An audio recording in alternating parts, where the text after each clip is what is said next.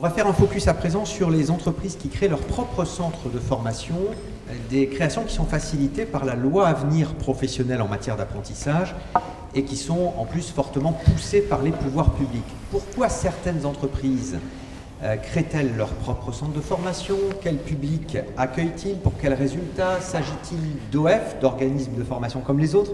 Autant de questions sur la table qu'on va aborder avec Claudine Romani. Bonjour. Bonjour. Alors quelques mots tout d'abord, Claudine, pour vous présenter. Je suis économiste et mes travaux les plus récents portent sur l'offre de formation et de certification. Que sait-on des entreprises qui disposent de leur propre centre de formation? Combien sont-elles? Qui sont-elles? Quelles sont les données disponibles? Alors, pour l'heure, la statistique publique ne permet pas d'en avoir un recensement précis. Ce que l'on sait de manière assez sûre, c'est que leur multiplication est en cours et la presse spécialisée en rend compte régulièrement. Dès lors, à partir de quelles sources avez-vous travaillé pour étudier les organismes de formation d'entreprise? Sur quelle période? Alors, face à ce manque de données, donc, j'ai effectué une enquête auprès d'une trentaine d'entreprises et leurs centres de formation, ce qui a généré une soixantaine d'entretiens semi-directifs, effectués entre 2016 et 2017, ce qui veut dire un peu avant que la loi de 2018 ne mette le coup de projecteur sur ce type de centre de formation. Qui sont ces entreprises qui créent leur propre centre? Quel est leur profil? C'est un profil varié, on y retrouve tout type d'entreprise. On a bien sûr en tête le cas de la firme multinationale qui se dote de son propre système de formation, mais aussi, et c'est moins connu, les PME, des TPE artisanales, on y retrouve aussi des regroupements d'entreprises.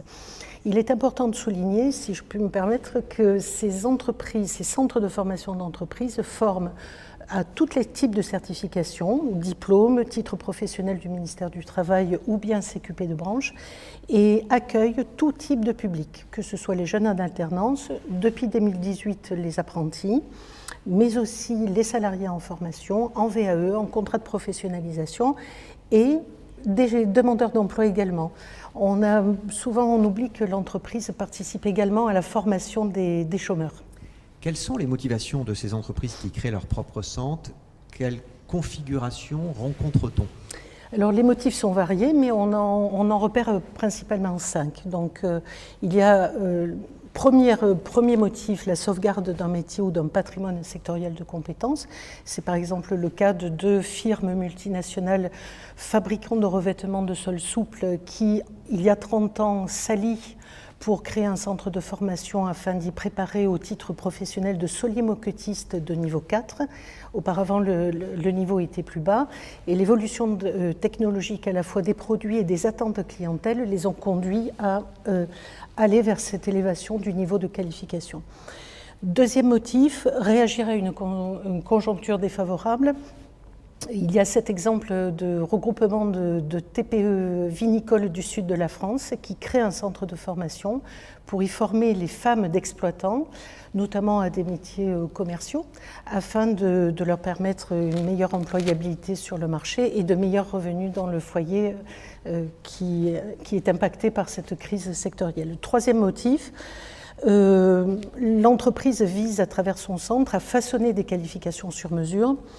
L'exemple qui peut être donné, c'est ces entreprises d'une plateforme multimodale de fruits et légumes qui se trouve là aussi dans le sud de la France et qui a fondé son propre centre afin d'y adapter certaines formations, notamment le titre professionnel de cariste, à la spécificité de ses produits, puisque cette plateforme multimodale est en fait un carrefour d'importation de la banane, donc produit extrêmement délicat pour la manutention.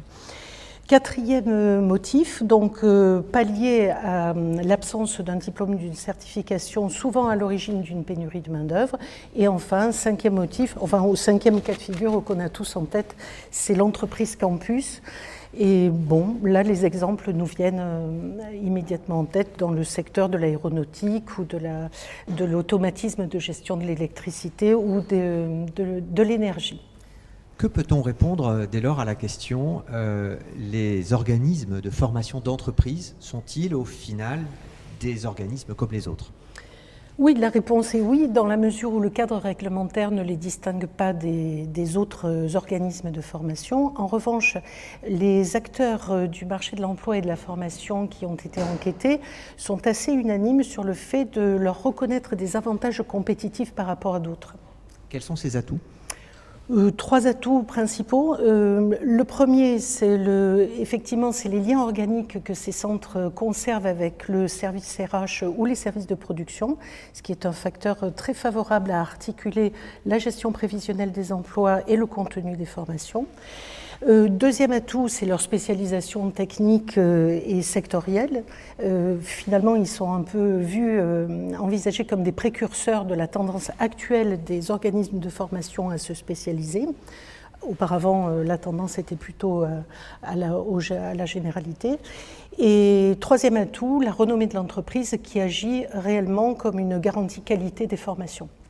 Alors un élément supplémentaire peut-être pour mieux appréhender ces centres de formation, que sait-on des taux d'insertion professionnelle ?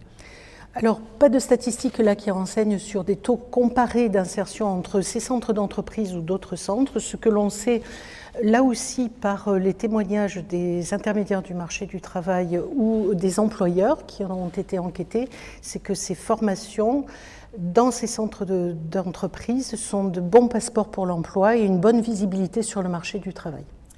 Un bémol toutefois, est-ce que les centres de formation d'entreprise ne sont pas une solution pertinente dans des configurations bien spécifiques ? Car on sait que les coûts de création sont importants, l'ingénierie administrative et pédagogique d'un centre sont complexes, le public formé lorsqu'il s'agit de formation n'est pas le public habituel, n'est pas le public que les entreprises connaissent le mieux.